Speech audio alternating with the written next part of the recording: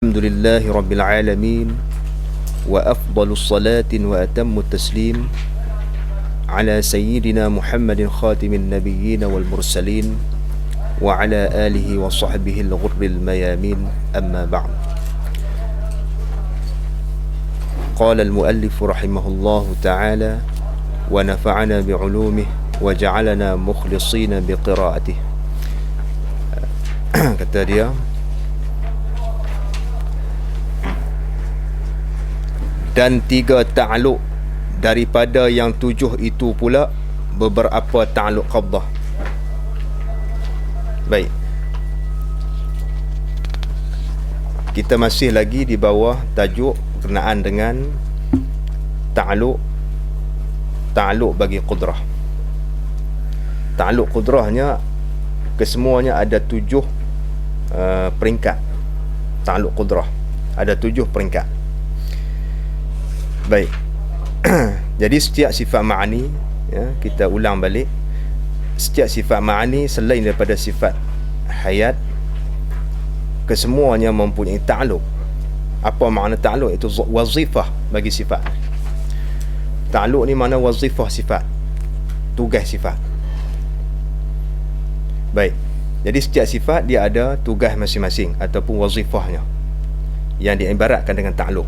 Sifat qudrat dia ada wazifahnya, iaitu mengadakan tiap-tiap mumkin dan meniadakan. Mengadakan, yakni mengeluarkan daripada tiada kepada ada, dan menukar daripada ada kepada tiada. Itu tugas dan wazifah bagi sifat qudrah. Baik. Jadi apa makna ta'aluk? Ta'aluk maknanya menuntut sifat akan pekerjaan yang lebih atas berdirinya dengan zat, dari sifat dengan zat. Itu makna ta'aluk. Makna ta'aluknya menuntut oleh sifat akan suatu pekerjaan, suatu perkara sebagai tuntut yang lebih, yakni yang lain daripada berdirinya sifat di zat. Diri sifat di zat tu dipanggil ta'aluk juga, bukan nak yang tu. Kita nak ta'aluk dengan makna wazifah ni. Dia diibaratkan dalam bahasa orang tua-tua yang panggil jembar. Jembar sifat. Jembar sifat. Tak tahu apa nama bahasa petani tua. Macam jembar pelita, cahaya pelita tu. Jembar cahaya pelita tu nak hambat gelap, jadi cerah tempat tu. Contoh yang kita buatnya mudahnya macam ni. Contohnya kita nak ibaratkan qudrah dengan tugas dia. Qudrah dia ada tugas dia buat kerja. Macam pelita dengan sumbu pelita, dengan cahaya dengan sumbu pelita. Kita ambil apa? Contohnya macam lilin lah, lilin, cahaya lilin yang ada pada sumbu. Bila kita bakar lilin, cucuh lilin tu, jadi cahaya yang lekat di sumbu tu. Jadi cahaya ni seolah macam sifat qudrat. Cahaya tu yang cahaya tu lah yang jembar gelap dia panggil.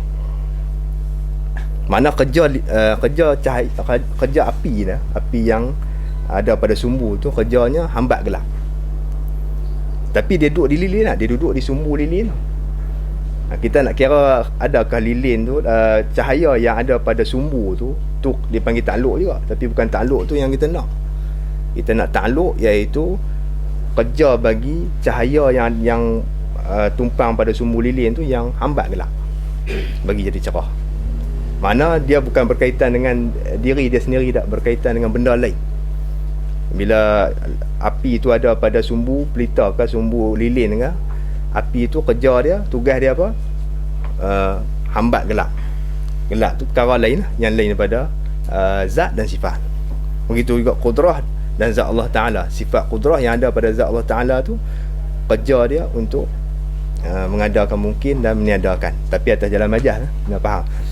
Bukan sifat yang buat, Allah Ta'ala yang buat dengan sifat kudrat.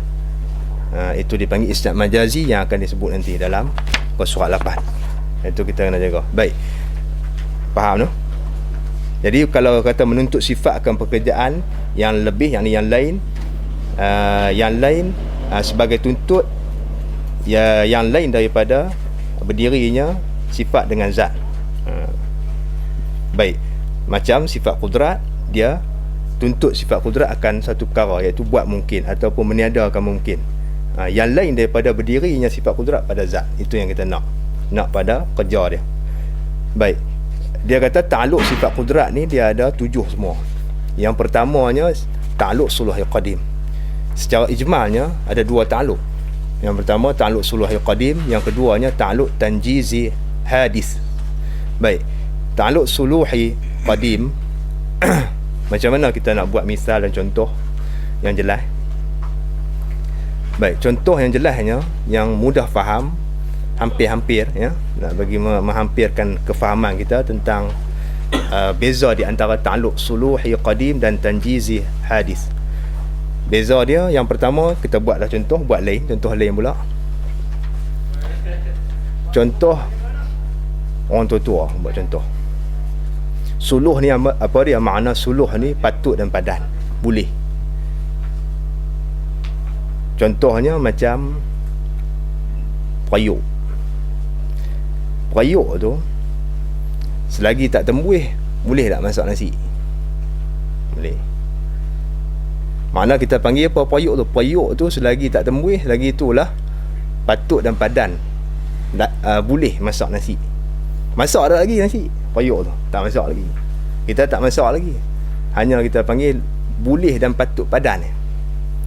Tu dia mana suluh, salahiyah tu. Nak bahasa moden boleh pakai ke? Tengok di tin barang-barang tamat salahiyatuha, apa tarikh sekian-sekian, bitarikh sekian-sekian. Maknanya kita tengok tin sardin tu, dalam tu tamat salahiyatuha, kita makan tak lagi sardin dalam tin tu? Tak lagi. Pasal salahiyah tu dia ada. Salahiyah ada, mana selagi salahiyah tu ada, lagi tu kita boleh makan, tapi tak makan lagi. Bila habis salahiyah tak habis. Tu makna suluh. Makna suluh ni dia tak ta'alluq lagi, dia tak buat kerja lagi, tapi persediaan untuk buat kerja tu ada dah. Patut dan padan buat kerja. Pasal apa? Pasal kalau kita tengok balik pada zat dan sifat Allah Ta'ala, Allah Ta'ala patut dan padan mengadakan mungkin, tak buat lagi. Patut, padan, boleh mengadakan mungkin ataupun meniadakan. Sebab apa? Sebab ada sifat kudrat. Bila masa dia patut padan tu? Pada waktu qadim, sebelum ada makhluk. Yang ni selama sedia kala lagi patut dan padan. Sebab apa sedia kala? Pasal kudrat sedia kala.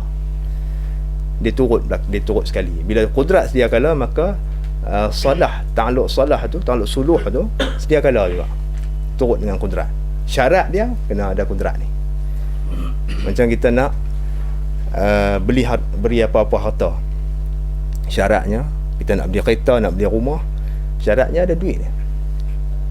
Ada duit dalam bank 1 juta tu, tak kerja pun tak apa. Dia tu layak, patut, padan, boleh dah beli kereta, beli rumah.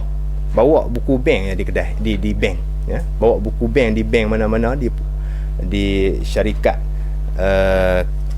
yang menjual kereta ke, syarikat yang ejen perumahan ke, bawa buku bank. Kita tak kerja tak apa, menganggur tak apa, dia jual kita. Dia tahu pasal kita layak dan patut padan beli, tapi tak beli lagi, baru layak. Dia panggil salah, dia panggil suluh. Ataupun kita dah ambil stamp, lulus stamp, boleh mai ke Mesir.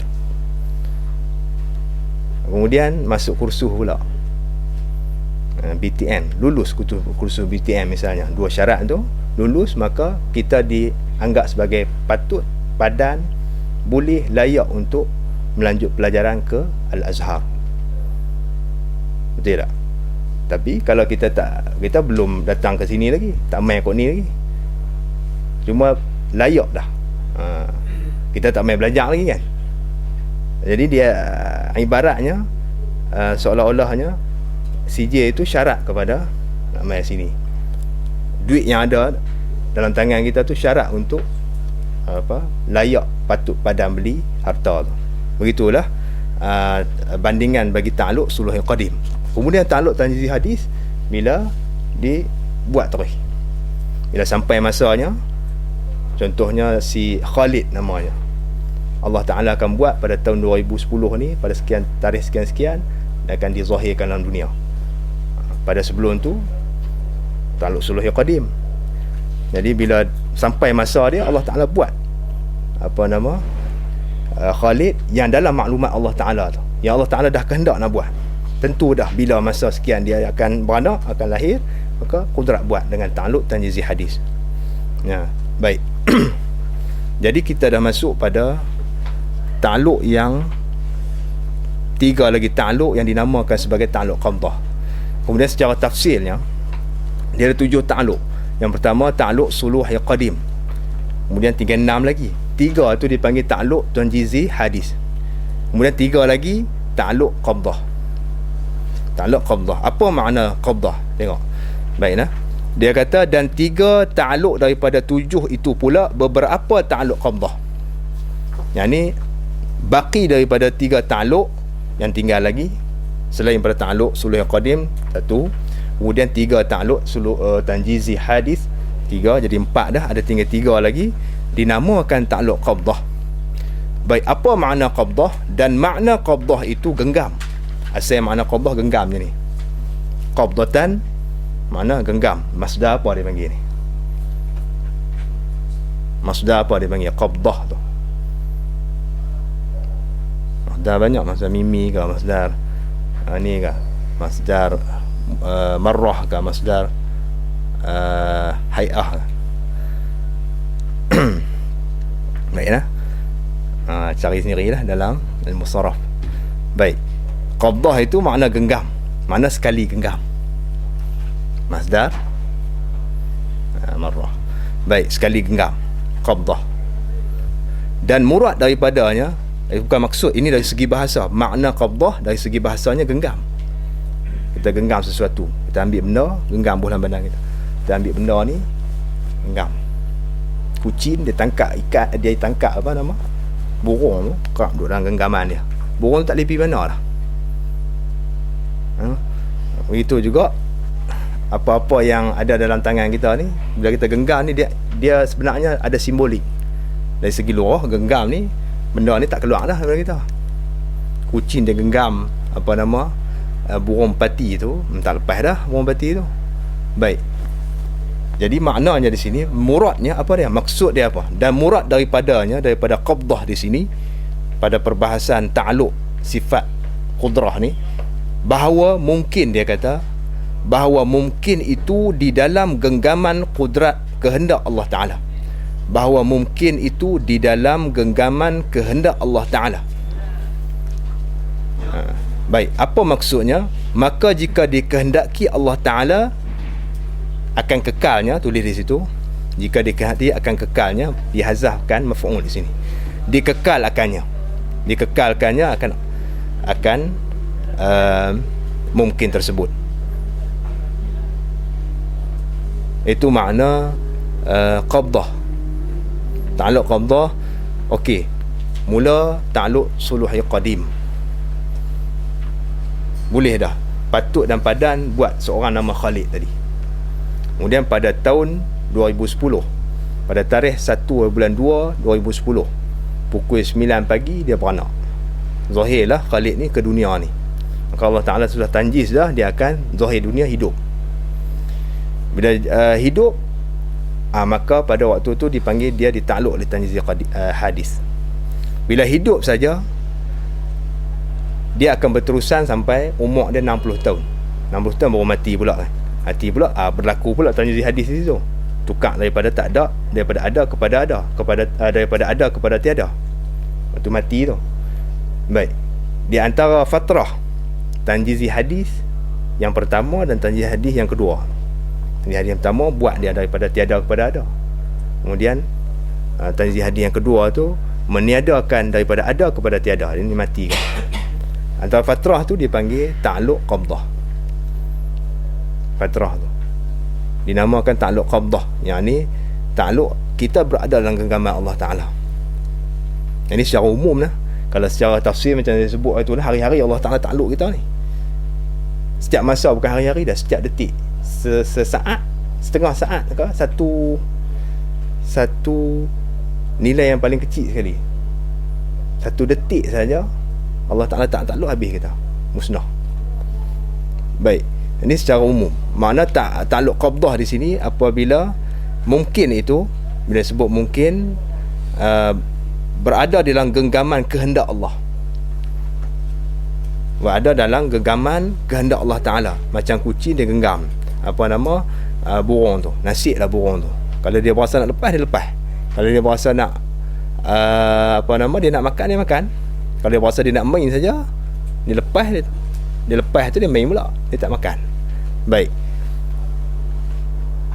jadi mungkin dalam kehendak Allah, dalam kehendak genggaman kehendak Allah. Maka jika dikehendaki, maksudnya maka jika dikehendaki, Allah Ta'ala akan dikekalkan dia, kekal atas halnya, atas keadaannya yang sedia. Apa makna hal? Bayan bagi hal, daripada adam atau wujud. Baik, keadaannya yang sedia.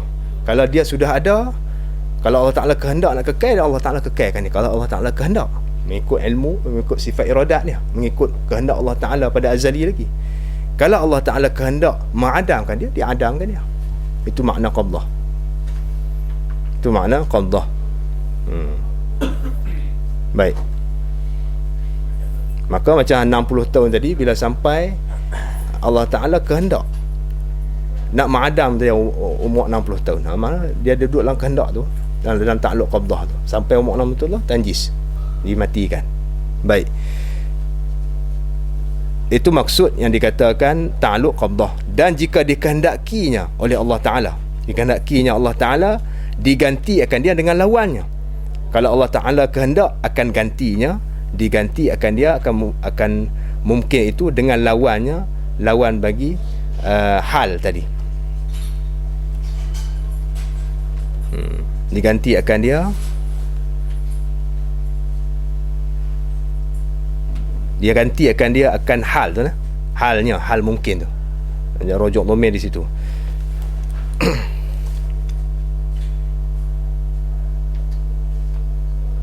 Digantikan akan hal mungkin tu dengan lawannya.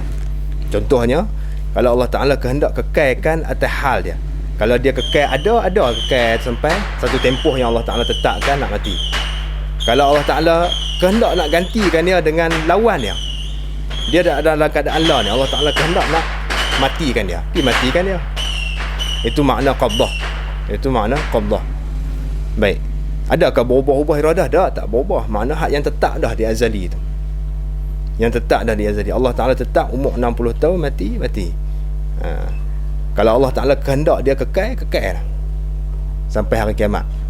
Bukan maksud iradah tu dia ni tak, dia berubah-ubah tak, bukan maksud macam tu. Baik, kemudian dia kata, dan yang tiga itu ta'alluqnya dengan berkekalan. Dan yang tiga itu ta'alluqnya, yang tiga qabdah tadi ni ta'alluqnya dengan berkekalan ketiadaan mungkin pada waktu imkan wujudnya, dahulu daripada wujudnya. Jadi kita nak tahu satu persatu apa dia yang dikatakan ta'alluq qabdah. Dia kata, dan yang tiga itu, yang ni tiga bagi ta'alluq qabdah tadi, ta'alluqnya qudrat dengan berkekalan. Ta'alluqnya qudrat dengan cara berkekalan. Dengan tu dipanggil taswir bagi ta'alluq. Ta'alluqnya dengan cara berkekalan ketiadaan mungkin, berkekalan pada waktu imkan wujud, pada waktu mungkin wujud, boleh wujud dah. Ta'alluq itu dahulu daripada wujudnya, ataupun berkekalan itu dahulu daripada wujudnya. Dahulu itu ta'alluq pada berkekalan, dahulu daripada wujudnya. Ta'alluq qabdah yang pertama, dia kata berkekalan tak ada mungkin itu, yang pada ilmu Allah Ta'ala pada waktu imkan, waktu boleh wujud dah, sebelum daripada wujudnya. Dahulu makna sebelum pada wujud dia. Itu ta'alluq yang pertama. Kalau mungkin ni Allah Ta'ala tetap tak ada, maka dia akan tak ada pada waktu imkan. Waktu boleh dah ada dah. Waktu Allah Ta'ala dah zahir dah. Selepas dijadikan Nur Muhammad sampai masa sekarang ni, waktu dinamakan waktu imkan wujud. Kalau Allah Ta'ala ta'alluq dengan qabdahnya, berkekalan ketiadaan dia, kekal tak ada dia, maka kekal lah dengan tak ada berdasarkan kepada iradat dia. Baik. Yang kedua, dan keduanya tulis begitu, dan ta'alluqnya, yakni dan keduanya ta'alluqnya kudrat dengan berkekalan. Ta'alluqnya kudrat dengan berkekalan wujudnya. Berkekalan wujudnya, yakni di dunia ni. Kekekalan wujud di dunia ni. Kemudian daripada Adam. Berkekalan wujudnya tu kemudian pada Adam. Ketiadaan dahulu pada wujud. Baik. Wujudnya itu kemudian, yang ni selepas daripada Adam, daripada tiada dia.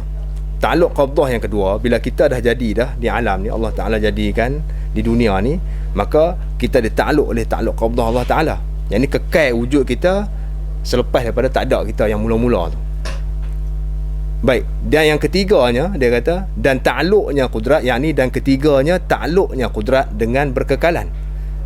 Tulis di situ, dan ketiganya ta'alluqnya kudrat dengan berkekalan Adamnya, kekal Adamnya, Adam mungkin bila kemudian daripada wujud, yang ni selepas pada ada.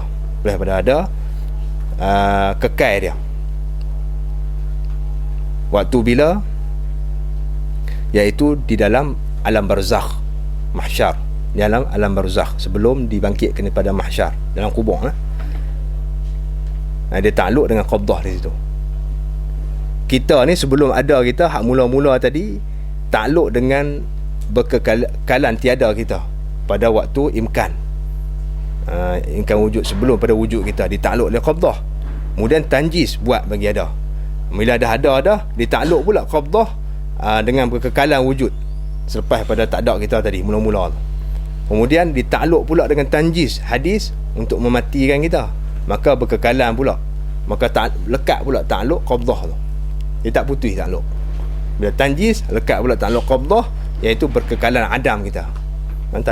Tanjis yang kedua tadi, ta'alluq daripada tak ada, daripada ada kepada tiada. Tanjis yang pertama, daripada tiada kepada ada. Sebelum tu qabdah, ya. Sebelum tu dia qabdah. Baik. Pada waktu imkan, bukan waktu suluh dah. Waktu suluh tu qadim. Waktu imkan tu kita tak ada lagi.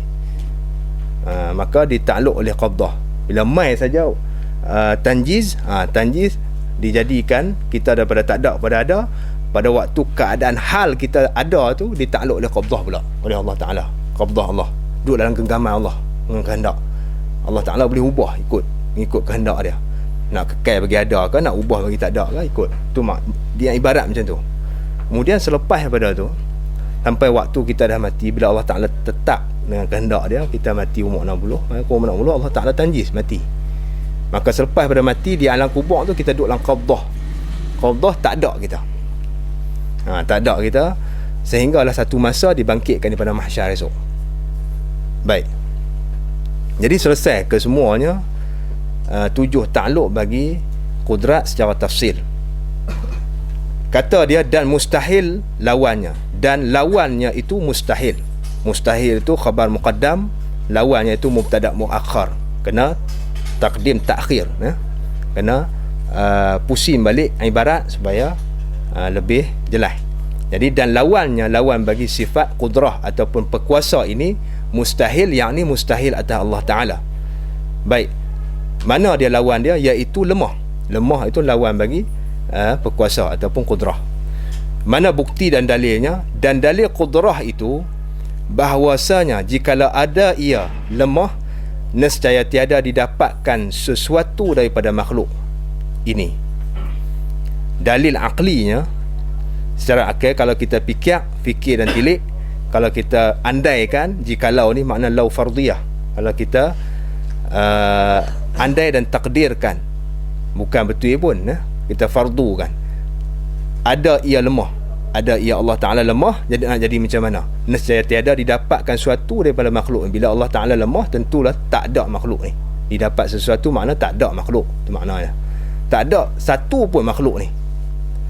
Dan iaitu tiada didapatkan sesuatu daripada makhluk atau tak ada makhluk ini batil. Batil dengan apa? Batil dengan musyahadah. Jadi tak betul salah dengan musyahadah, dengan pandangan mata kita ni. Kita nampak makhluk ni bukan kata tak ada, duk semakin bertambah. Baik, maka sabitlah, nyatalah dalam zihin kita, dalam pandangan mata hati kita, sabit sifat kudrat Allah Ta'ala tu. Apabila batal dalil tadi lah, apabila batal yang kata tak ada sesuatu daripada makhluk di alam ini, itu batil, maka secara automatiknya sabitlah sifat kudratnya. Mesti Allah Ta'ala kena ada sifat kudrat dengan dalil tersebut. Dan apabila sabitlah ia sifat kudrat, mustahillah lemahnya. Ini lazim malzum ni panggil. Bila sabit di zat Allah Ta'ala sifat kudrah, maka mustahillah lemah lawan dia. Kerana dua benda yang berlawanan tak boleh berhimpun pada satu mausuf, ya. Dua benda yang berlawanan tak boleh himpun pada satu mausuf. Putih dan hitam tak boleh berhimpun pada satu benda. Begitu juga malam dan siang tak boleh berhimpun pada satu masa. Lemah dan kudrah ini tak boleh berhimpun pada satu mausuf. Itu kaedah aqliyah. Yang boleh berhimpun pada ada benda boleh berhimpun pada satu masa. Belaga ayam dengan belaga kebau lembu, itu boleh berhimpun dua ekor tu, dua lawan juga kan. Lembu, orang siang duk belaga tu ni, dia ada lembu merah dengan hitam. Kebau ke, orang Minang duk belaga tu, kebau balak dengan kebau kebau hitam. Tu boleh, lawan boleh himpun, dia panggil Tok Jiman kata. Lawan boleh himpun tu ya. Kebau, lembu, ayam sabung, ikan karing, ikan karing, ikan apa? Ikan karing. Ikan apa? Sebut? Ikan semilai, ikan karing, karing orang tani. Ikan semilai. Ikan semilai boleh lawan. Ikan apa? Ikan karim, karim. Karim. Orang tani panggil orang ikan karing kata. Baik. Tu boleh belaga. Yang ni tu boleh berhimpun. Boleh berhimpun untuk belaga. Dua benda yang berlawanan boleh berhimpun pada satu tempat. Ni tak boleh. Kaedah aqliyah. Baik. Dia kata dan kedulapan, yang ni ke-8 iradah. Ke-8-nya iradah.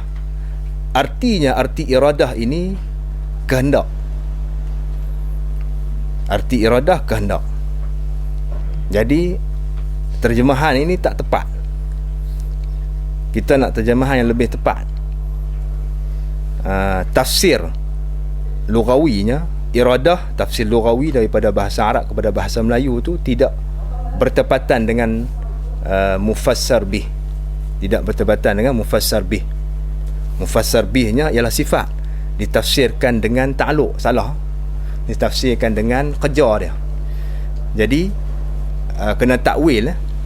Kita tak menyalahkan pengarang kita takwil kalam dia, kerana beradab dengan pengarang kita, tak salah. Maka kita kata artinya pekehendak yang dengan dialah kehendak Allah Ta'ala, kata Syekhuna. Maka artinya kehendak, arti iradah itu pekehendak yang dengan dialah, dengan sifat pekehendak ini kehendak Allah. Ada juga kita tak di belakang. Baik. Jadi beza di antara pekehendak dengan kehendak. Pasal apa jadi macam tu? Pasal kita dah nyatakan kesemua sifat-sifat ma'ani ni asal wadak lughahnya dia lafaz mushtarak lafzi lah. Lafaz dia mushtarak ataupun mushtarak lafzi dia panggil. Kalimah tujuh kalimah ni selain pada basar, 6 kalimah selain pada sifat basar, 6 kalimah ini selain pada sifat basar, kesemuanya mushtarak lafzi dia panggil. Maknanya apa? Maknanya sifat kudrat dia ada dua makna. Mushtarak pada lafaz, maknanya makna tu mushtarak pada satu lafaz. Macam kita kata mata ayam kan, bahasa Melayu kita ada juga mushtarak lafzi, tapi tak banyak lah. Mata ayak boleh guna pada ayak mata yang keluar daripada dalam tanah tu. Mata ayak juga dia boleh guna pada kekasih. Ha?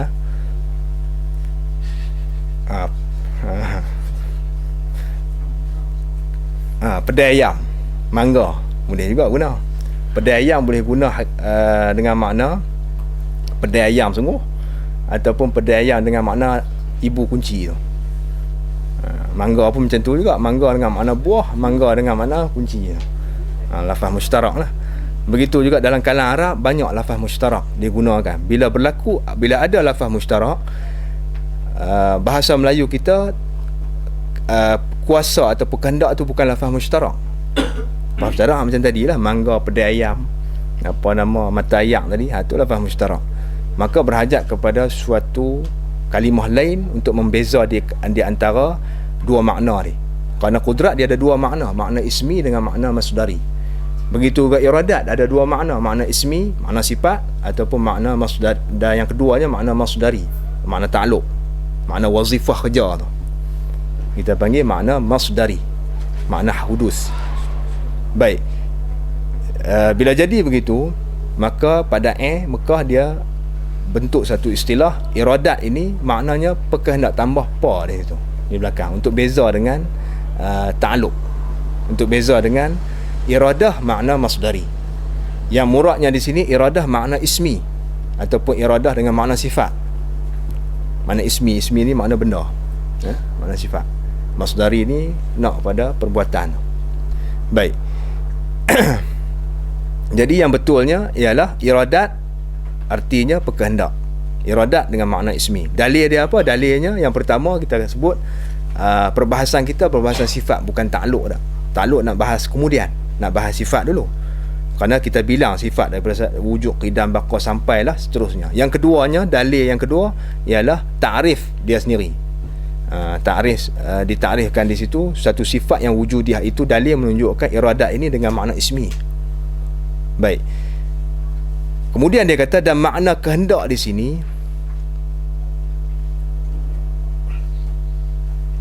kehendak dengan makna masdari di sini lah. Kehendak tu makna ta'alluq, makna kerja. Dan makna kehendak di sini, yang ni pada perbahasan sifat iradah ni, apa makna dia? Dia kata bahawasanya berlaku tiap-tiap suatu itu dengan sengajanya Allah Ta'ala, dan dengan rintahnya. Dengan sengajanya dan dengan rintahnya, yakni dengan rintah makna dengan mau dia, kemahuan dia, kehendak dia lah, dengan sengaja dan kehendak Allah. Jadi kehendak ni dia kata berlaku tiap-tiap suatu itu dengan sengaja Allah Ta'ala, bukan dengan lupa, ataupun bukan dengan paksa, atau bukan dengan terpaksa ke, tak. Itu makna dengan sengaja. Dan dengan rintahnya, makna di bawah kekuasaan dia. Rintah ni makna ke bawah kekuasaan. Berlaku tu di bawah kekuasaan dia, bukan luar daripada kekuasaan dia, tak. Tiada makna kehendak itu berhajat. Dia nak beza itu ya. Makna kehendak ada dua makna. Ada kehendak makna hajat. Dia berkehendak pada misalnya harta, dia berkehendak kepada pekerjaan, di mana berhajat pada harta dan pekerjaan. Dan yang kedua, kehendak di sini bukan maksud makna berhajat tadi ni, kerana mustahil atas Allah Ta'ala. Maksudnya ialah berlaku tiap-tiap suatu dengan sengaja Allah Ta'ala, di mana dengan kemahuan Allah dan juga dengan rintah dia. Baik, seperti barang yang terkadang diwaham akan dia, akan barang tersebut. Sebab apa dia nyata, dia kata seperti barang yang terkadang diwaham akan dia, makna yang disangkakan kehendak itu makna berhajat, bukan macam tu. Pasal apa? Kerana berhajat itu mustahil atasnya, atas Allah Ta'ala. Berhajat ini hanya sifat makhluk, bukan sifat Allah. Dia nak buat sedikit tafsiran tentang kehendak tu, nak beza di antara kehendak makna yang disebutkan tadi dan kehendak dengan makna hajat tu. Baik. Dan iaitu baru dia nyatakan apa makna iradah dengan makna perkehendak tu. Dan iaitu iradah dengan makna sifat ataupun makna perkehendak, iaitulah satu sifat yang wujudiah, lagi sedia yang berdiri, yang ada dirinya. Yang berdiri makna yang ada dirinya pada zat Allah Ta'ala. Sifat yang wujudiah, yang ada diri situ. Lagi pula sedia, yang berdiri yang tumpang pada zat Allah Ta'ala, yang ada dirinya tumpang pada zat Allah Ta'ala. Itu makna sifat iradah. Suatu sifat yang wujudiah, yang bangsa ada diri, makna kita boleh nampak dengan mata kita, boleh kesan dengan panca indera kita di hari akhirat esok. Itu makna wujudiah. Lagi pula sedia kala, bukan sifat baru. Dan yang berdiri pada zat Allah Ta'ala, yang ada dirinya pada zat Allah. Dia tumpang pada zat Allah, tidak yang lain. Yang menentu ia, ini masuk pada menyatakan tugas dan ta'aluk bagi sifat iradah. Apa ta'aluk, apa tugas, apa wazifah bagi sifat iradah, iaitu menentu. Sifat qudrahnya, tugasnya ialah mengadakan dan meniadakan mungkin. Tugas ataupun wazifah bagi sifat iradahnya, ta'aluk dia ialah menentu. Menentu ia iradah dengan mungkin. Menentu ia iradah akan mungkin. Menentu ia iradah akan mungkin, menentu dengan setengah barang yang harus atasnya atas mungkin. Tulis di situ, iaitu daripada mumkinat al-mutaqabilat, daripada al-mumkinatil mutaqabilat. Mumkinat mutaqabilat ni ada 6 semua. Mumkinat mutaqabilat ada 6. Daripada perkara-perkara mungkin yang mempunyai pasangan lawan ya. Daripada mumkinat ataupun mungkin yang mempunyai pasangan lawan ya. Kesemuanya ada 6. Yang pertamanya wujud. Sifat wujud dinamakan mungkin juga. Mungkin mutaqabilat, wujud dan adam tu dua yang berlawanan. Pasangan lawan dia. Yang keduanya sifat-sifat tertentu, macam putih lawan hitam, merah lawan putih dan sebagainya, warna. Yang ketiganya ialah masa tertentu. Pukul 12 lawan pukul 1, pukul 2, pukul 3, yang lain daripada pukul 12. 1 minit pun tak sama dengan lawan bagi pukul 12 juga. Baik. Jihah yang tertentu, pihak tertentu, depan, belakang. Depan lawan bagi belakang, bagi atas, bawah, kiri, kanan. Dan tempat tertentu. Di hayu sabi' tidak hayu asyir, tidak sadis, tidak darasah dan sebagainya, tidak Kuala Lumpur, tidak Kedah dan seluruh lain daripada tempat ni. Itu lawan dia. Dan maqadir, iaitu segala ukuran panjang pendek, tinggi rendah, gemuk dan kurus sebagainya. Ini semua dipanggil mumkinat al-mutaqabilat, yang ditentukan oleh Allah Ta'ala pada azali lagi sebelum dijadikan akan mungkin tu, belum ditakluk oleh qudrah. Bandingannya macam kita buat rumah lah. Buat rumah kita plan siap-siap dah. Rumah tu apa tingkat, apa bilik ayak tang mana, orang tamu tang mana, besar mana, semua ditentukan dengan sifat-sifat yang khusus dalam plan. Bila tukang rumah tengok dia buat mengikut plan tu. Mana tak ada tukang rumah buat tak ikut plan tak. Kalau tukang rumah buat tak ikut plan, dia tak jadi rumah, dia jadi rebayam. Dia jadi rebayam. Tidak silap. Elok sikit daripada tak jadi apa langsung. Baik. Jadi maknanya sebelum daripada Allah Ta'ala jadikan suatu mungkin tu, ditentukan oleh iradah dia dulu, dengan sifat iradah ni, ditentukan tu yang dinamakan sebagai ta'aluk, dinamakan sebagai wazifah dia. Tentu dengan apa? Tentu dengan setengah barang yang harus atas dia, iaitu mungkinat mutaqabilat ni, sifat-sifat yang harus bagi mungkin tu. Contoh dia apa? Tengok, dia kata seperti ditentukan dia akan suatu mungkin dengan wujud tiada dengan adam. Allah Ta'ala tentu dia ni akan wujud pada masa sekian, maka bila sampai masa akan diwujudkan. Kalau Allah Ta'ala tentu dengan adam, tak ada dia, maka tak ada lah dia selama-lamanya. Contoh dia siapa? Contoh dia anak bagi orang mandui. Anak bagi orang mandui takkan ada selama-lamanya. Boleh fikir ni? Boleh fikir no? Mandui itu nama bagi tak ada anak. Mandui itu nama bagi tak ada anak. Orang yang mandui boleh ada anak, tak ada. Tapi anak dia tu Dipanggil mungkin juga, mungkin ma'dum nama dia. Mungkin memang tak ada. Allah Ta'ala dah tentukan dah tak ada pada awal lagi. Mungkin. Mana tak zahir lah di dunia ni. Baik. Seperti ditentukan akan dia akan mungkin dengan wujud, atau dengan putih tidak hitam, atau dengan hitam tidak putih, tidak merah, tidak hijau, tidak sebagainya lain daripada hitam, atau dengan panjang atau dengan pendek. Ditentukan dengan panjang tidak pendek, dan tentukan pendek tidak panjang. Dan umpama yang demikian itu ditentukan zahirnya, lahirnya di mana, di Kuala Lumpur, tidaklah di Kedah, di Perak dan sebagainya. Dia lahir pula pukul 12, tidak pukul 1, pukul 2, pukul 3, lahir siang tidak malam, macam tu. Jadi dia tentu siap dah dalam dengan iradah dia. Baik. Dan ta'aluk iradah itu dengan tiap-tiap mungkin seperti qudrah juga dia kata. Ta'aluk iradah itu, yang ni ta'aluk sebagai ta'aluk suluhi qadim, tulis. Ta'aluk iradah yang ni sebagai ta'aluk suluhi qadim dengan tiap-tiap mungkin. Dia kata ta'aluk iradah dengan tiap-tiap mungkin. Kerana iradah ni dia ta'aluk dengan sebahagian pada mungkin. Kena faham lah. Iradah kalau dia ta'aluk dengan tiap-tiap mungkin, makna ta'aluk suluhi qadim.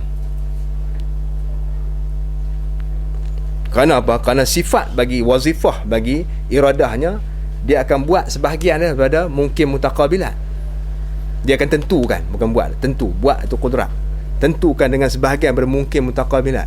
Tentukan pada seorang ni. Kalau dia tu warna putih, putih tidak hitam. Kalau dia tu tinggi, tinggi tidak rendah, dan sebagainya. Kita contoh. Maka itu tak dinamakan suluh, kerana sebahagian. Baik, sini dia kata dan ta'aluk iradah itu dengan tiap-tiap mungkin, bukan dengan sebahagian. Dengan sebahagian tak apa. Seperti qudrah, maka kita kena tulis sikit di situ, iaitu sebagai ta'aluk suluhi qadim.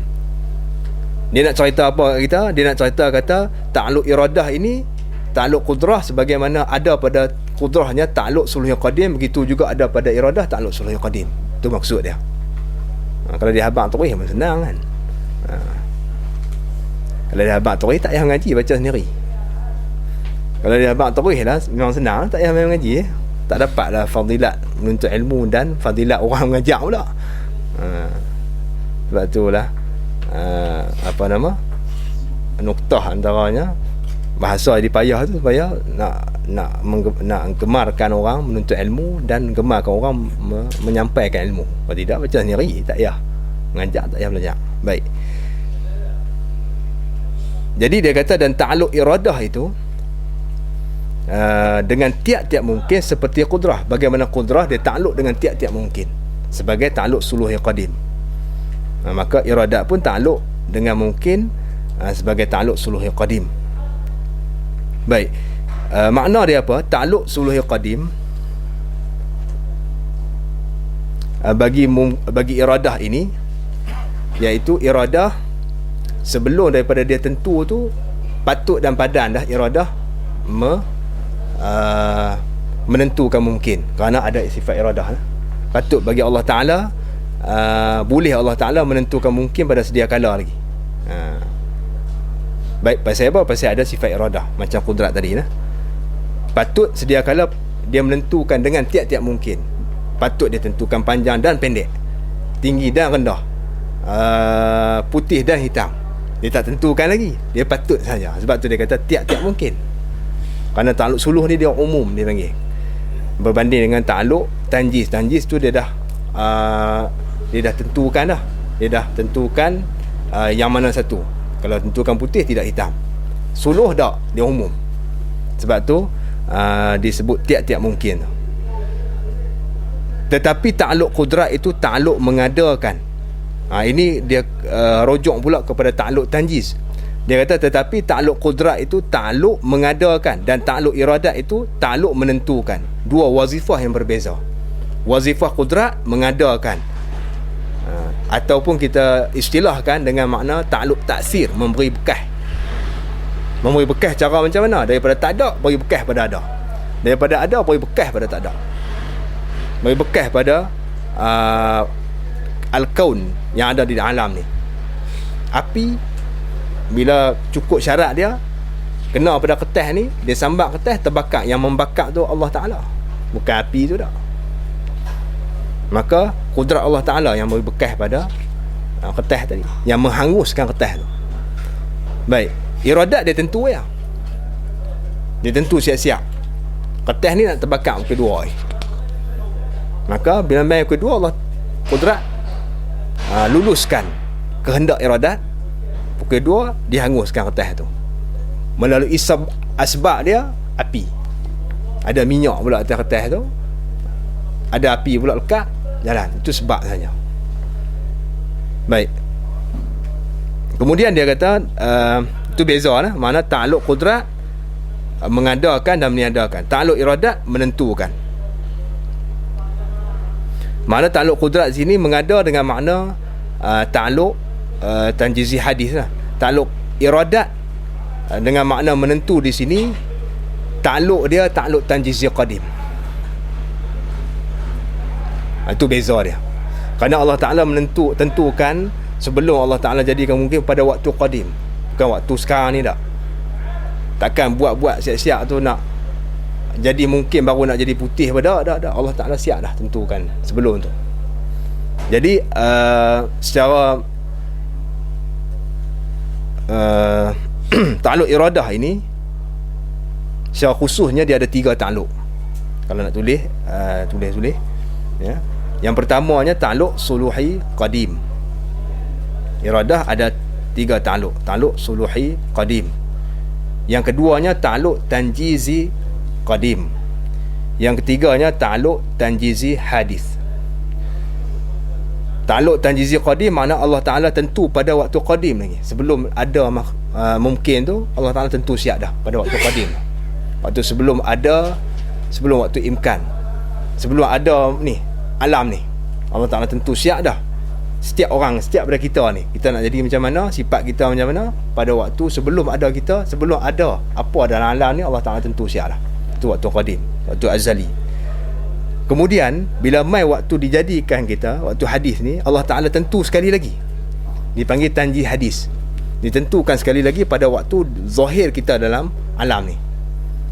Maka atas qaul yang tahqiqnya, ta'aluk iradat ini, qaul yang tahqiq, ta'aluk iradat ni sebenarnya 2 saja. Ta'aluk suluhi qadim dan ta'aluk tanjizi qadim. Ta'aluk tanjizi hadis itu bukan sebenarnya ta'aluk, tetapi sebenarnya menzahirkan ta'aluk tanjizi qadim. Dia tak ada, bukan ta'aluk yang berasingan dah. Jadi ada 2 pendapat ulama. Ada setengah ulama mengatakan ta'aluk iradat ni ada 3. Suluhi, qadim, tanjizi qadim dan tanjizi hadis. Pendapat yang kedua atau pendapat yang tahqiq ada 2 sahaja, suluhi qadim dan juga tanjizi qadim. Adapun hadis itu dia bukan ta'aluk tetapi menzahirkan apa yang sudah dita'aluk oleh tanjizi qadim pada waktu qadim. Itu saja, bukan ta'aluk yang berasingan. Bila ditaksir oleh qudrat, maka zahir ta'aluk tanjizi qadim tu di waktu dizahirkan, waktu dita'aluk oleh qudrat tu. Waktu dita'aluk oleh qudrat dengan ta'aluk tanjizi hadis, maka zahir di situ ta'aluk tanjizi qadim. Nah, itu yang ditentukan oleh Allah Ta'ala pada waktu qadim. Baik. Maka tiada ta'aluk ia dengan yang wajib dan yang mustahil. Ini wazifah bagi sifat qudrat dan iradat ini. Ta'aluk dia, wazifah dia bukan merangkumi benda wajib dan mustahil. Kenapa? Macam kita sebut dah dulu, kalau dia merangkumi wajib mustahil akan berubah hakikat. Kerana kerja qudrat dia ubah. Kalau ubah maknanya Allah Ta'ala, kalau benda yang wajib ni dia akan boleh jadi mustahil. Ubah daripada wajib kepada mustahil. Daripada mustahil boleh ubah jadi wajib pula. Bermakna kalau Allah Ta'ala ada qudrat, boleh ubah bagi jadi lemah. Yang lemah tu boleh ubah bagi jadi qudrat. Jadi salah. Jadi dia kata berubah, inqilabul haqaiq, berubah segala hakikat. Hakikat wajib dan hakikat mustahil itu mustahil sama sekali. Merubah hakikat wajib dan hakikat mustahil. Sebab apa? Sebab takrif wajibnya benda yang mesti tetap, tak boleh berubah. Benda yang mesti tetap, tak boleh berubah. Mana tak boleh berubah tu sifat dia dah, sifat benda wajib.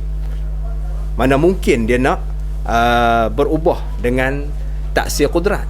Begitu juga mustahil, benda bohong, benda yang tak ada sama sekali, benda rekaan saja, dipanggil amrun i'tibari ikhtira'i. Amrun i'tibari ada dua, amrun i'tibari ikhtira'i dan intiza'i. Intiza'i itu dia ada tempat masdar yang kita boleh sandar, tapi ikhtira'i ni reka saja. Serupa apa? Serupa gajah kepala 1000, laut daripada raksa, apa lagi, benda-benda yang memang tak ada pada wakil sama sekali. Itu benda ikhtira'. Lemah Allah Ta'ala, sekutu Allah, itu semua benda rekaan dan ikhtira' ni panggil. Jadi benda ikhtira' ni benda tak ada pada awal lagi hakikat dia. Bila tak ada pada awal, tak ada hakikat dia, macam mana nak berubah? Tak boleh ubah, ya? Benda rekaan saja. Macam contoh kita kata gajah kepala 1000 tu, kita nak ubah bagi jadi kepala 1, macam mana benda tu tak ada, nak ubahnya mana? Jadi mustahil. Benda hak wajib tak boleh ubah pasal sifat dia tetap. Maka yang boleh berubahnya benda mungkin, benda harus dia boleh berubah. Pasal kita tengok di alam ni, benda harus ni sentiasa berubah-ubah sifat dia dan keadaan dia. Maka di situ boleh ditakluk oleh kudrat dan juga oleh iradat. Baik. Jadi sebab tu dia kata di sini, dan tiada takluk ia iradat, begitu juga kudrat dengan yang wajib dan yang mustahil. Tiada takluk ia iradat, rujuk dhamir. Begitu juga kudrat. Sama dua-dua sifat tu. Kudrat dan iradat tak takluk pada yang wajib dan yang mustahil. Baik, dan melengkapi mungkin itu akan yang baik dan yang jahat. Kemudian apa yang dia takluknya? Bahkan takluk iradat dengan segala mungkin. Bagaimana disebut tadi? Kalau kita nak tulis sikit, nak dhabit, nak ta'liq sikit, boleh, iaitu bahkan ta'alluq sifat iradat dengan segala mungkin, ataupun dengan mungkin, dengan perkara yang harus, boleh belakang dengan mungkin ataupun dengan perkara yang harus. Ta'alluq sifat iradat dengan perkara yang harus sahaja. Baik, kata dia, dan melengkapi mungkin yang disebutkan dalam ta'rif tadi ni, iaitu menentukan dengan tiap-tiap mungkin. Dia kata menentu ia akan setengah, akan mungkin itu dengan setengah barang yang harus. Jadi apa makna mungkin di sini? Dia kata melengkapi mungkin itu akan yang baik dan yang jahat. Bila sebut mungkin, dia merangkumi perkara baik dan perkara jahat yang ada di alam ini. Ini tulis situ, yang ini di sisi ahli sunnah wal jamaah. Di sisi ahli sunnah wal jamaah. Bersalahan bagi Mu'tazilah, bercanggah pendapat ahli sunnah wal jamaah dengan pendapat Mu'tazilah. Itu makna bersalahan. Apa kata Mu'tazilah?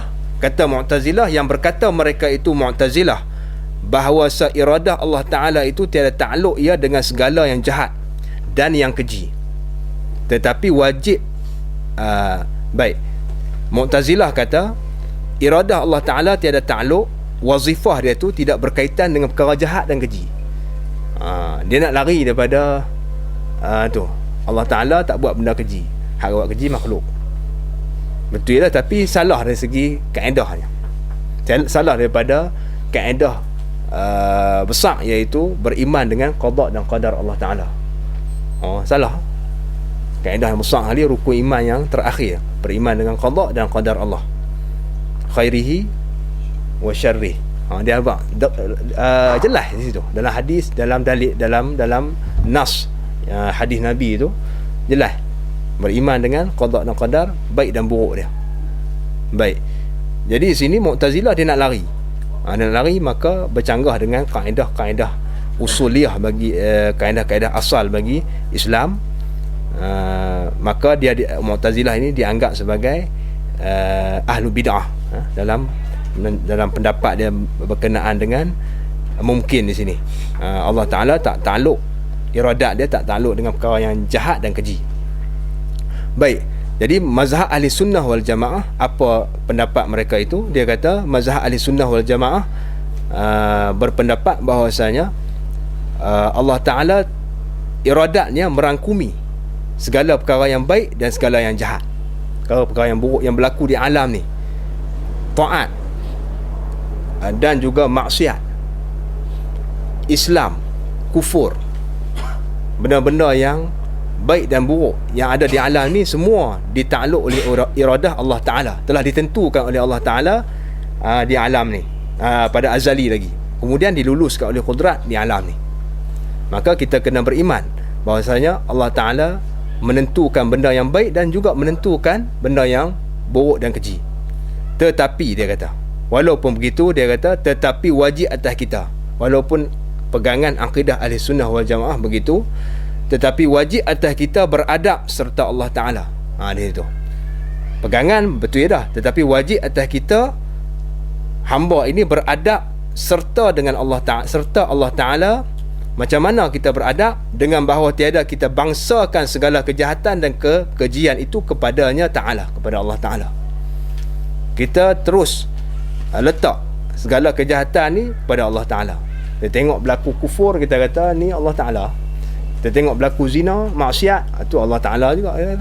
Itu salah, kerana dia berdosa besar hukum dia. Dosa besar hukum dia, minal kabair, minal kabair. Kerana apa? Kerana tidak beradab dengan Allah Ta'ala, tidak beradab dengan Allah Ta'ala. Walaupun betul, tapi kita tak ada adab.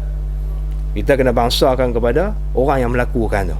Walaupun dari segi akidah kita pegang memang benda ini terbit daripada takluk iradat Allah Ta'ala, tetapi bila berlaku pada zahirnya maksiat pada satu-satu mungkin atau makhluk tu, zahir itu kita tak boleh tuju terus kepada dia, kata ini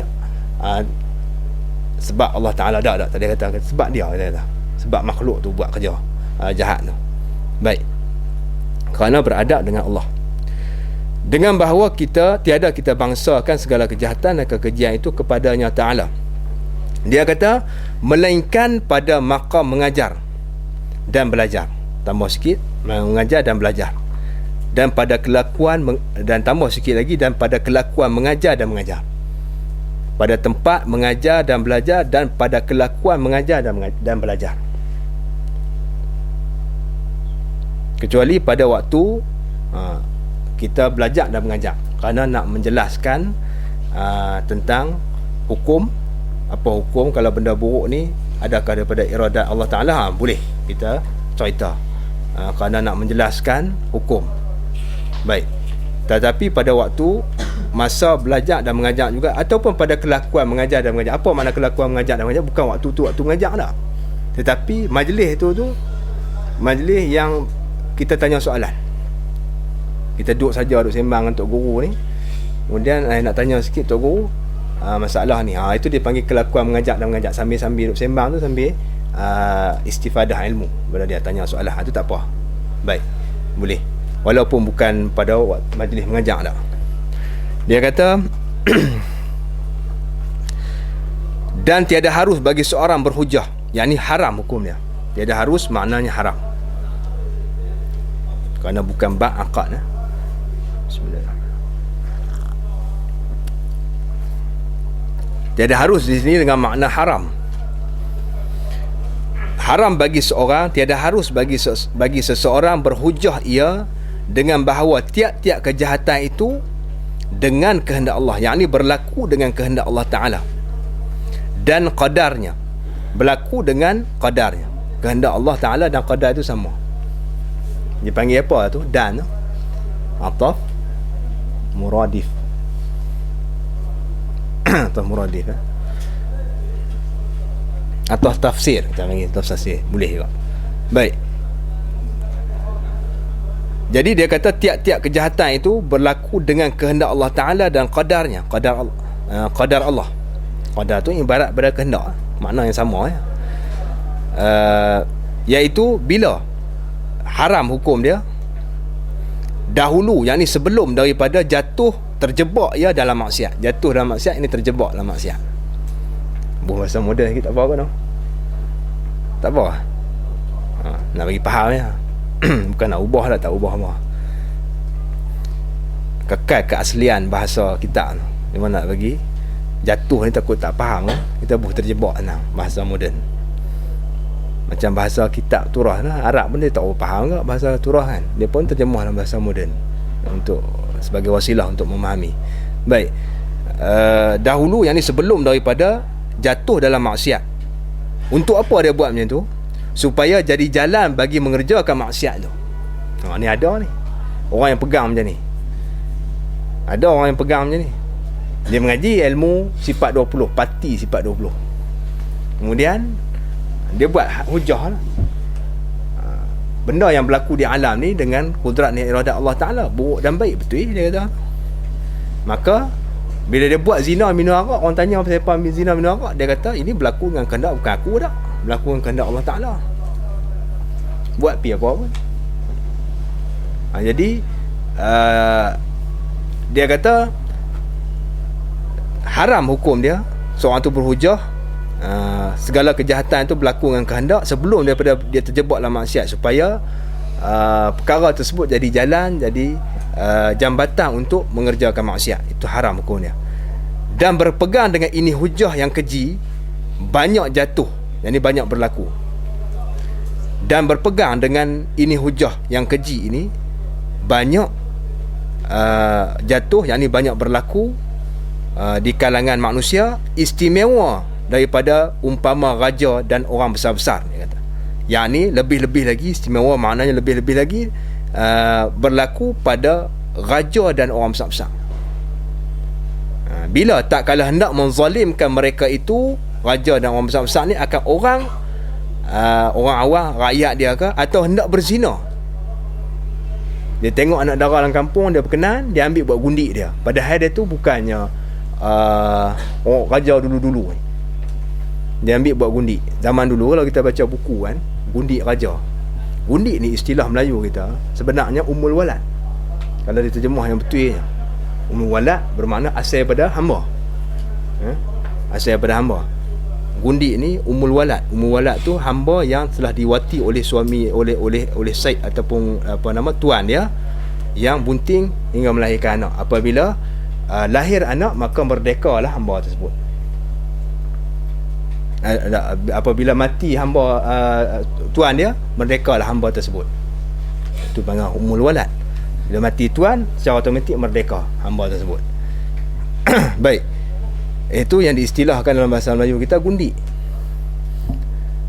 Aja dulu-dulu dia ambil orang Melayu kita mana ada jadi hamba, tak ada.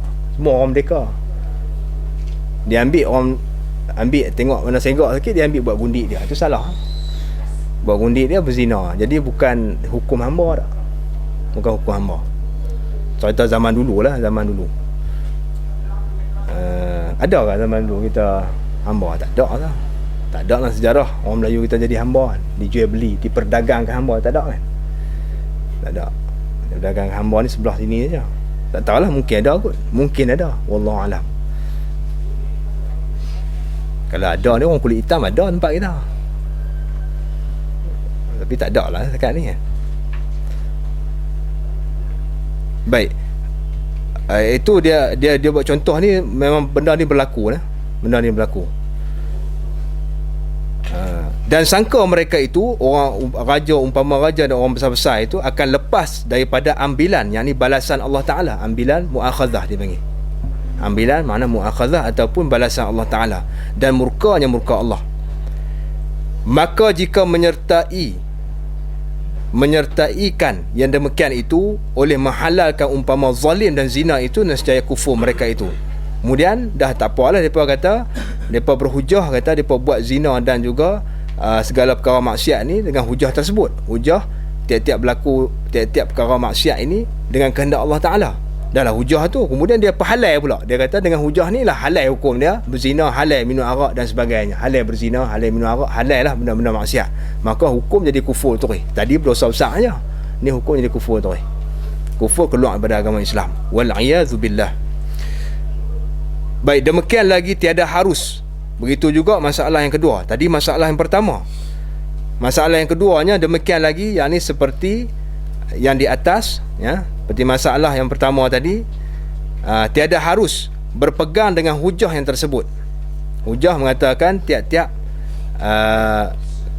kejahatan dan kekejian itu daripada kehendak Allah Ta'ala, berlaku dengan kehendak Allah Ta'ala. Tidak harus, maknanya haram berpegang dengan hujah tersebut bila kemudian daripada mengerjanya, ini selepas daripada mengerjakan maksiat. Masalah yang pertama tadi sebelum. Demikian lagi itu maknanya seperti masalah yang pertama, iaitu tiap-tiap kejahatan itu dengan kehendak Allah Ta'ala sebelum daripada jatuh dalam maksiat. Begitu juga tiada harus berpegang dengan hujah yang tersebut selepas daripada mengerjakan maksiat tu. Yang ni kemudian daripada mengerjakan maksiat, selepas daripada mengerjakan maksiat.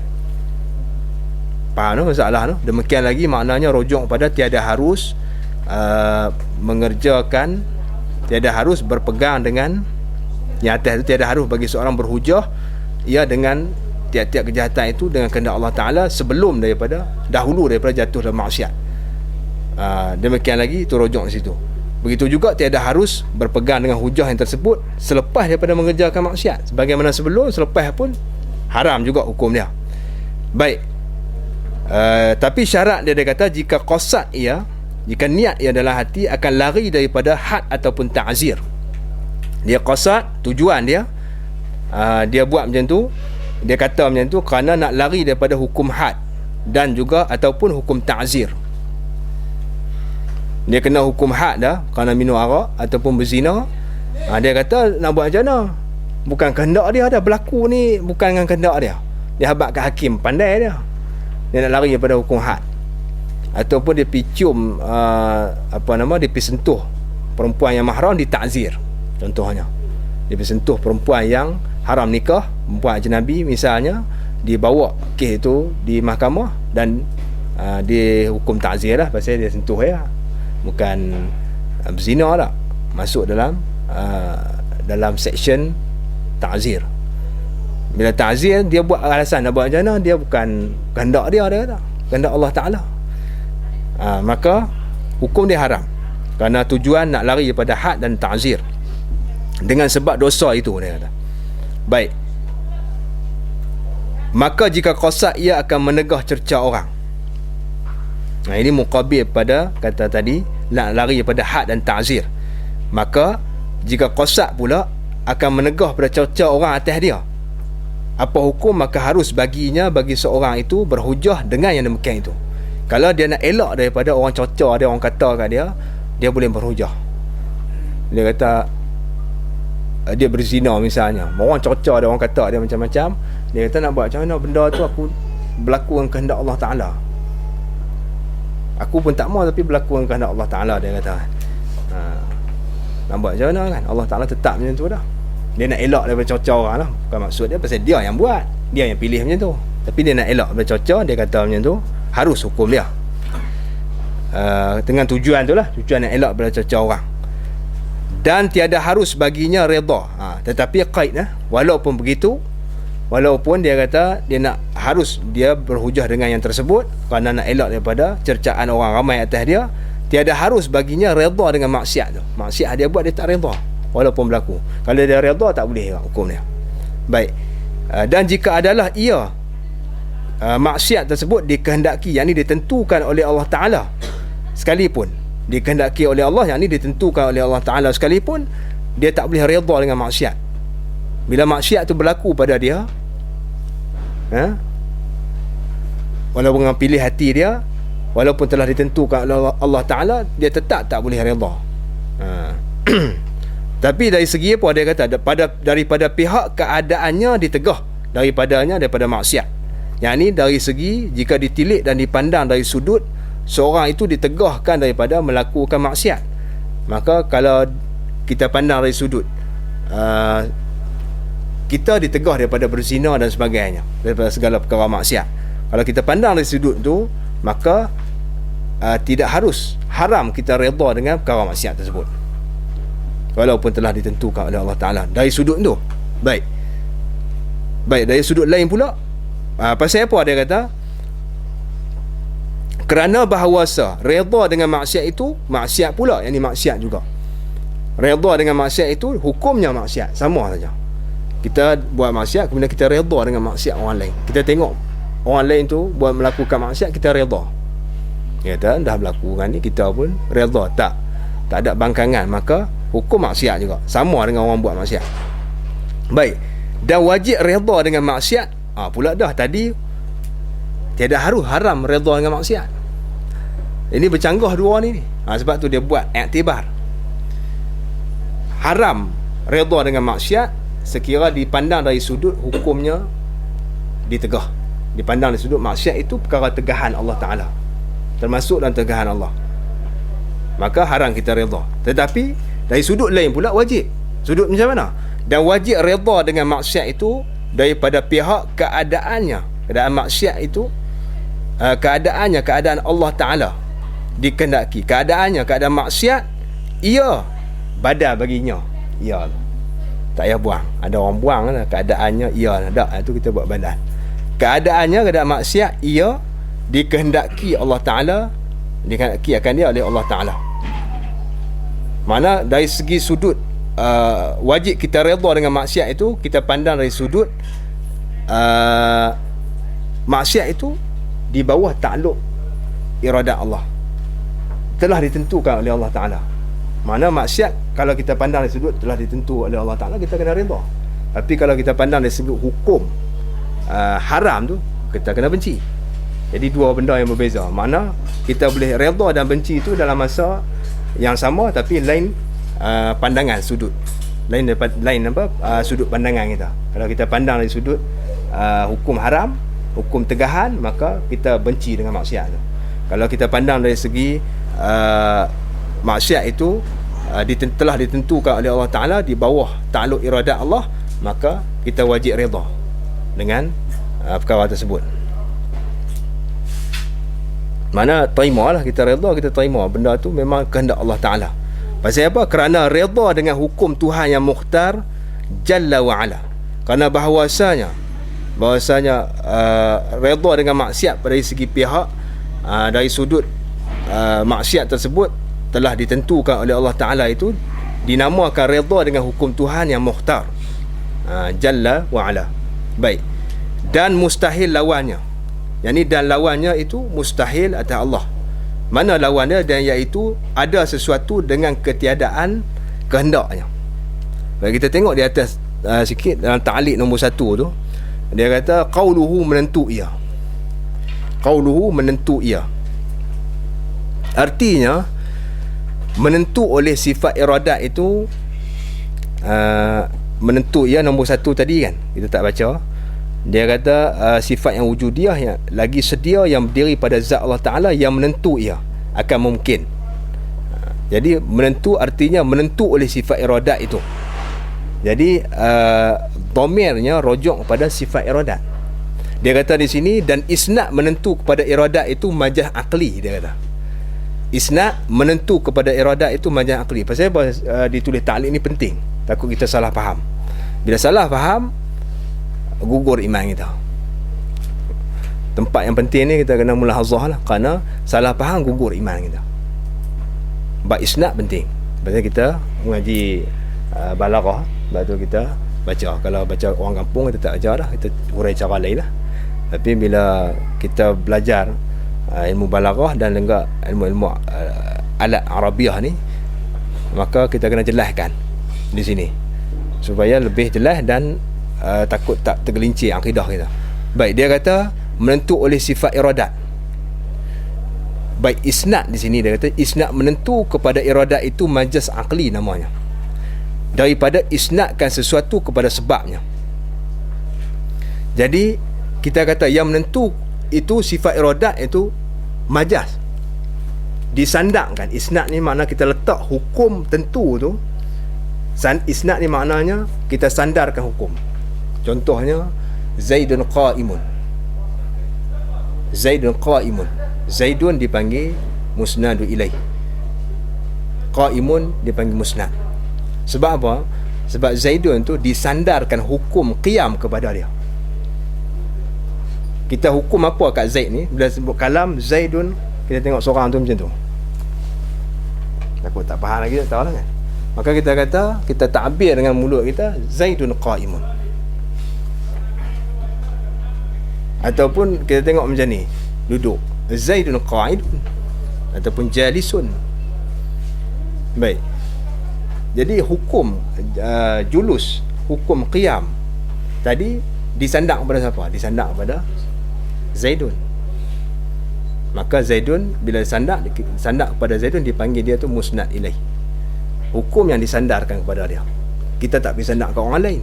Pasal kita nak cerita, kita letak satu subjek dalam bahasa Melayu kan, dia ada subjek dengan objek kan. Mubtada khabar tu subjek objek.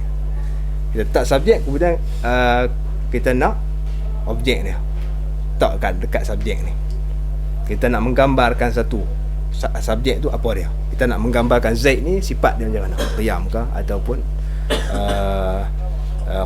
qu'ud ke dan sebagainya. Baik, itu dipanggil isnad. Begitu juga qama Zaidun. Qama Zaidun pun sama lah, benda yang sama, cuma ubah sirah saja, jumlah fi'liyah dengan jumlah ismiyah. Jadi di sini isnad di sini jadi perbahasan ilmu balaghah, perbahasan ilmu ilmu ma'ani ke, ilmu bayan ke, ataupun ilmu badi', ilmu bayan. Dia masuk dalam perbahasan ilmu bayan. Baik, dia kata isnad menentu kepada iradah itu majaz akli. Majaz akli daripada isnadkan sesuatu kepada sebabnya, daripada diisnadkan sesuatu kepada sebab. Jadi daripada bagai majaz akli ni dia banyak, ya. Antaranya isnad sesuatu kepada sebabnya, ada isnad sesuatu kepada musabab dia, ada isnad sesuatu kepada yang akan datang, misalnya yang akan jadi pada masa akan datang. Dia banyak bagai-bagai majaz akli. Di sini dia kata isnadkan sesuatu perkara pada sebab dia. Mana diisnadkan menentu tu kepada sebab. Iradat tu jadi sebab bagi Allah Ta'ala menentukan sesuatu. Pasal apa? Kerana bahawasa yang menentukan pada hakikat itu zat Allah Ta'ala dengan iradatnya. Kita kena faham. Yang menentu pada hakikatnya ialah Allah Ta'ala. Begitu juga kudrat. Yang menjadikan kita ni Allah Ta'ala dengan sifat kudratnya. Bukan kudrat Allah Ta'ala jadi tanpa zat. Kalau kita pegang bukan atas jalan majaz, secara hakikat kudrat Allah Ta'ala yang memberi bekas pada kita ni, yang buat kita kufur, kita terus keluar pada agama Islam. Senang ya, dengan satu kalimah ni. Iradat pun macam tu juga. Kita iradat yang buat bukan zat dah. Iradat apa gunanya ada kudrat dengan iradat? Terus kufur, batal iman. Bab isnad saja. Jadi dia kata kita kena faham setiap sifat sini bila disebut, bila kata kudrat yang mengadakan, maknanya isnad itu majazi. Kudrat yang mengada dan meniadakan. Kudratlah yang menghanguskan kertas misalnya, yang melukakan sesuatu. Isu isnad majazi, bukan kudrat, tapi Allah Ta'ala yang melukakan sesuatu dengan sifat kudrat. Begitu juga menentu. Bila sebut iradat yang menentu, maksudnya ialah Allah Ta'ala yang menentukan dengan sifat iradat. Isnad tu majazi sahaja. Faham tak majaz akli? Nak kena hurai tak? Majaz ni senang ya. Secara khulasah, majaz ni dia ada dua. Dia ada majaz bil isti'arah, kita tak tepi majaz bil isti'arah, tak masuk dalam bab. Ya. Majaz ni dia ada dua. Tolak majaz isti'arah. Yang pertama majaz fil kalimah, yang kedua majaz fil isnad. Apa beza dua? Senang ya. Majaz fil kalimah, majaz fil kalimah, majaz tu ada pada kalimah mufrad. Majaz isnad ni, bila sebut isnad dia kena ada dua, mubtada khabar, fi'il dengan fa'il. Makna majaz pada jumlah. Tak akan berlaku isnad kalau tak ada dua benda. Betul tak? Kena ada musnad dengan musnad ilaih. Kena ada dua benda lah baru ada isnad. Kerana isnad ni dia kena musytarak antara dua benda. Maka dari situ kita faham makna majaz ini pada jumlah. Baik, majaz pada jumlah ni nama dia majaz akli. Majaz pada kalimah ni dinamakan majaz mursal. Senang.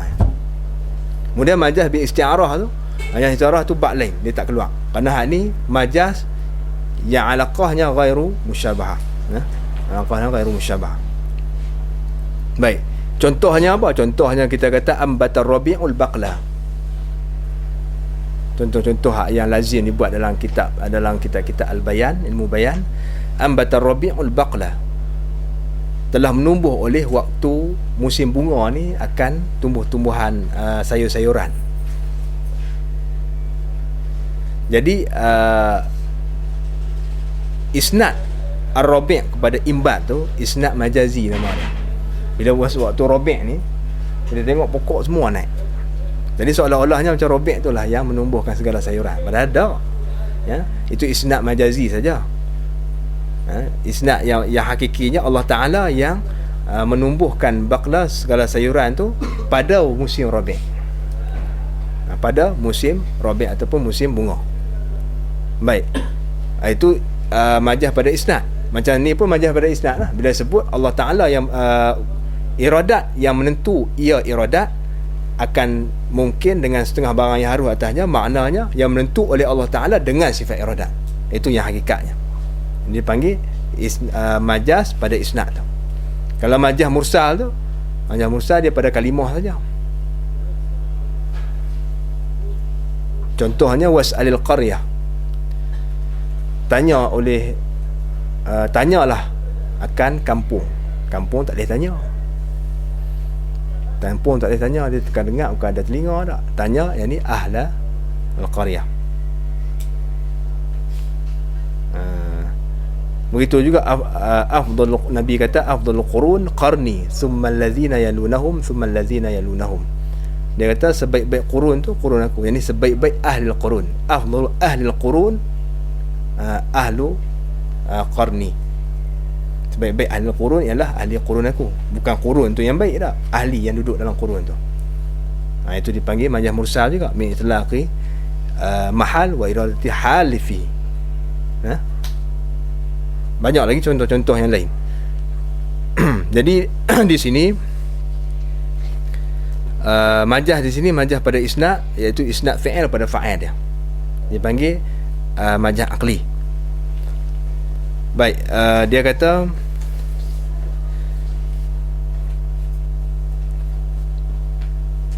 dan mustahil lawan dia, iaitu ada sesuatu dengan kehendak. Mustahil itu ada sesuatu dengan ketiadaan kehendaknya, kehendak Allah. Berlaku sesuatu itu bukan dengan kehendak dia. Maka di sini ada beberapa masalah di sini. Berlaku sesuatu dengan ketiadaan kehendak dia. Ada sesuatu dengan ketiadaan kehendaknya, kehendak Allah Ta'ala. Contohnya, dia kata seperti ada ia dengan tergagah. Ada ia dengan tergagah, jadi dengan terpaksa.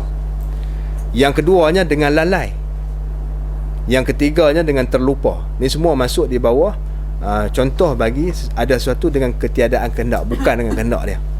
Ada dengan tergagah, ada dengan lalai, ada dengan terlupa daripadanya, atau dengan ta'lil, atau dengan tabi'ah. Yang pertama jadi dengan tergagah, dengan terpaksa, tak dapat tiada. Itu pun mustahil. Ada dengan lalai, dia ghalid, buat sambil ghalid, tak ada. Itu pun tak masuk dalam kehendak dia. Lalai, ghalid, lepa, lupa, empat benda ni tak ada. Ada Allah Ta'ala. Tak tahu lah, tak faham lagi kan. Dan terlupa, terlupa tak ada. Lalai pun tak ada, lepa pun tak ada, ghalid pun tak ada. Baik, lupa daripada mungkin. Atau dengan ta'lil, begitu juga masuk di bawah contoh ketiadaan ada sesuatu dengan ketiadaan kehendaknya, iaitu dengan ta'lil atau dengan tabi'ah. Apa beza antara ta'lil dengan tabi'ah? Dia kata dan farak di antara keduanya, ta'lil dengan tabi'ah ini, bahawasa yang mawujud dengan ta'lil itu tiada terhenti ia melainkan atas ilatnya jua. Bahawasanya yang mawujud, yakni yang ada dengan ta'lil itu tiada terhenti ia melainkan atas ilat dia. Sesuatu yang mawujud ni dengan ta'lil, ada dengan sebab ta'lil ni, tiada terhenti, yakni tiada bergantung ia melainkan menggantung ia atas Bergantung ia dengan ilat dia. Makna nak ada dia kena ada ilat dia dulu. Itu makna dia. Baik, maka tafsirnya, maka manakala didapatkan, yang ni ada, didapatkan makna ada ilat dia, ilat bagi kewujudan benda mawujud tu, didapat akan dia akan maklul tadi, akan mawujud tu. Maka manakala didapatkan ilatnya, yang ni ada ilatnya, didapat akan dia, yang ni adalah maklulnya, adalah mawujud itu. Didapat akan dia, yang ni tulis adalah mawujud itu. Bila ada ilat, adalah mawujud, ada maklul dia. Kita ibaratkan mawujud tu dengan maklul lah, kerana dia kait dengan ilat. Baik, ada itu dengan tiada terhenti atas sesuatu yang lain, tiada bergantung dengan sesuatu yang lain. Nak ada dia dengan ilat tu, tak ada sangkut dengan benda lain, tak ada dengan syarat dan sebab, dengan ternafi manik dan juga cukup syarat. Itu bab tabiat dah lain. Sebab tu dia kait di sini, dia kata nak ada maklul ni, ada satu benda tu dengan ilatnya, tanpa bergantung dengan syarat lain, terus ada. Contoh dia apa? Seperti gerak anak jari. Maka bahawasanya gerak anak jari itu ilat bagi gerak cincin. Dia tak? Maka gerak anak jari, contoh dia buat contoh paling mudah seperti gerak anak jari, contoh ilat yang paling mudahnya. Maka bahawasanya ia anak jari, gerak anak jari itu ilat bagi gerak cincin. Punca bagi gerak cincin ialah gerak anak jari itu. Maka manakala didapat, maka manakala dapat yang pertama, ada yang pertama, dapat mana ada. Maka manakala dapat, yang ni ada yang pertama, gerak anak jari itu, dapatlah yang kedua, yang ni adalah yang kedua, iaitu gerak cincin. Tak ada cincin tu. Ada cincin tak? Tak ada cincin.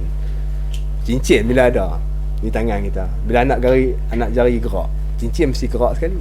Boleh tak cincin tak mau gerak? Aku tak mau gerak, anak jari gerak, boleh tak? Tak boleh. Dia gerak tu dengan sebab terpaksa. Bukan dengan rela hati dia, aku tak mau, tapi terpaksa gerak juga sebab anak jari itu yang menggerakkan dia. Dia tak mau menggerak. Jadi bukan dengan kehendak dia dah, bukan dengan kehendak dia. Bukan dengan kehendak dia. Nampak tak? Sebab apa? Sebab falasifah dia kata apa? Falasifah dia kata jadinya Allah Ta'ala tu dia panggil ilat yang paling besar sekali, ilat bagi wujud alam. Kan nampak macam betul juga lah. Allah Ta'ala tu ilat punca bagi adanya alam ni. Siapa mengaji falasifah, dia kalau tak perlu dia tak faham. Kita fikir-fikir, betul tak salah. Ilat bagi ada ni kan, kalau orang mengaji falsafah Yunani Greek kan. Tapi sebenarnya salah. Pasal ilat tu, dia bentuk dia tu mesti dia tak boleh ni, dia tak boleh elak. Maknanya ada Allah Ta'ala tu, ada alam itu dengan sebab ada Allah. Jadi terpaksa. Dia ada terpaksa pula situ. Maka bila ada terpaksa di situlah yang jadi kewujudan Allah Ta'ala tu dia berkait dengan maklul dia. Tak boleh salah. Kerana Allah Ta'ala ada tu tak sangkut dengan apa. Kita buat ni harus hukum dia atas Allah Ta'ala. Harus dia mengadakan, mungkin harus dalam bab dia nanti, ataupun meniadakan. Kalau dia tak mau buat, tak apa. Baik. Yang pertama. Yang keduanya, bezanya, iaitu berlaku sesuatu dengan tabiat. Macam mana? Dan bahawasanya yang mewujud dengan tabiat itu, yang ni yang ada dengan cara tabiat itu macam mana? Dia kata terhenti ia yang mewujud, yang ni yang ada dengan cara tabiat itu, terhenti ia atas ada syarat dan ketiadaan manik. Ada sesuatu dengan cara tabiat ni. Macam mana tabiat ni? Bi'at dia ada. Payah ni bahasa ni kan. Bi'at dia macam tu. Dah jadi kau tak faham tabiat kan, mengajak orang kampung dia tak faham tabiat. Bi'at dia macam tu. Faham. Tapi dengan syarat, cara tu biat dia macam tu dah. Dengan syarat bergantung ia atas ada syarat dan terhenti, makna bergantung ia dengan syarat, ada bergantung ia dengan ada syarat dan tiada mani.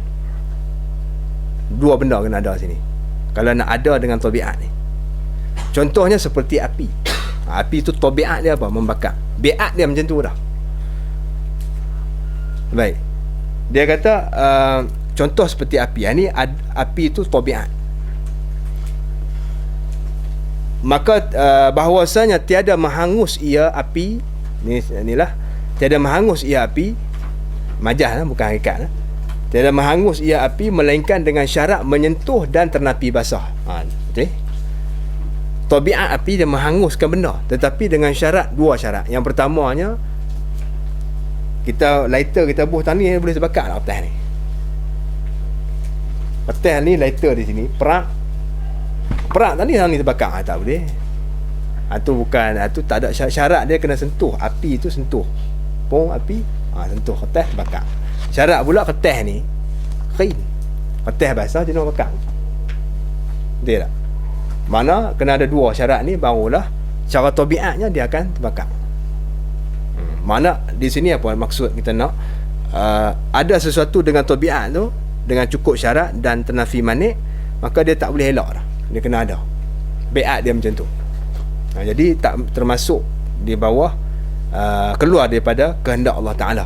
Contoh-contoh tadi ni, kalau tu semuanya berlaku sesuatu di alam ini dengan tergagah atau dengan lalai, lepa, ghalib, terlupa, dan dengan ta'lil dan tabiat, kesemua ini mustahil di atas Allah Subhanahu Wa Taala kerana menafikan kehendak Allah. Baik. Dan maka barang siapa i'tiqadkan bahawa sesuatu itu memberi bekas, kita berhenti di sini ya. Maka barang siapa i'tiqadkan bahawa sesuatu itu memberi bekas dengan ilat atau dengan tabiat, wallahu subhanahu wa ta'ala a'lam.